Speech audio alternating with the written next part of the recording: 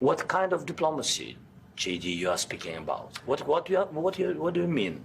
I'm talking about the kind of diplomacy that's going to end the destruction of your country. Yes, but if you Mr. President, with respect, I think it's disrespectful for you to come into the Oval Office and try to litigate this in front of the American media. Right now, you guys are going around and forcing conscripts to the front lines because you have manpower problems. You should be thanking the president for trying to bring an end to this conflict. Have you ever been to Ukraine that you say what problems we have? I have been to. Count once. I've actually watched and seen the stories, and I know what happens is you bring them on a propaganda tour, Mr. President. Do you disagree that you've had problems bringing people into your military? And do you think that it's respectful to come to the Oval Office of the United States of America and attack the administration that is trying to prevent the destruction of your country? A lot of questions. Let's start from the beginning. Sure. First of all, during the war, everybody has problems, even you, but you have nice ocean and don't feel now, but you will feel it in the future. God bless. You don't know that. God bless. God bless. You will not have war. Don't tell us what we're going to feel. We're trying to solve a problem. Don't tell us what we're going to feel. I'm not telling you. Because you're in no position to dictate that. That's exactly Remember what you're doing. You're in no position to dictate what we're going to feel. We're going to feel very good. You will feel influenced. We're going to feel very good and very strong. You will feel influenced. You're right now not in a very good position. You've allowed yourself to be in a very bad position, and he happens to be right about it. From the very beginning of the war. You're not in a good position. You don't have the cards right now. With us, you start having cards. Right now, you don't. You're playing cards. You're playing cards. You're gambling with the lives of millions of people. You're gambling with World War III. You're gambling with World War III. And what you're doing is very disrespectful to the country, this country, that's back to you, far more than a lot of people said they should have. Have you said thank you once this entire meeting?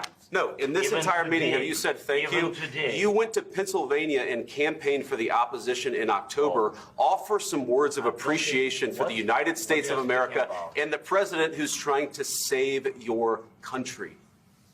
Please, you think that if you will speak very loudly about the war, you can... He's not speaking loudly. He's not speaking loudly. Your country's in big trouble. Can I answer? Wait a minute. No. You've done a lot of talking.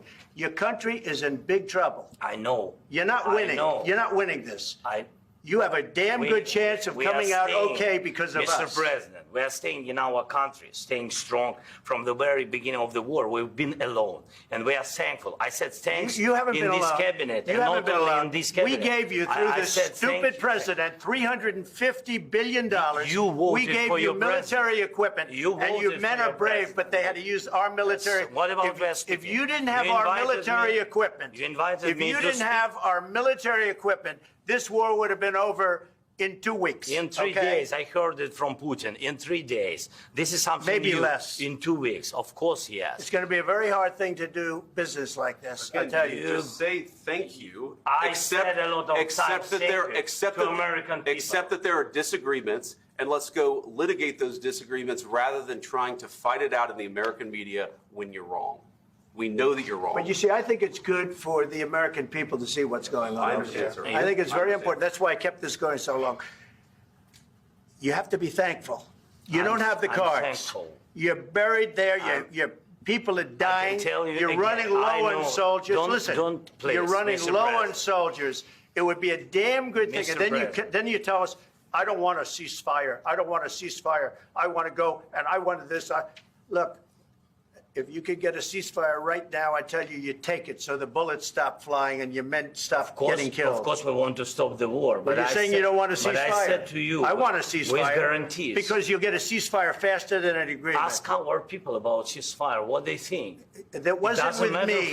That wasn't with me. That was with a guy named Biden, who was not a smart person. That was with Obama. It was your president. Excuse me. That was with Obama, who gave you sheets, and I gave you javelins. Yes. I gave you the javelins to take out all those tanks. Obama gave you sheets. In fact, the statement is Obama gave sheets and Trump gave javelins.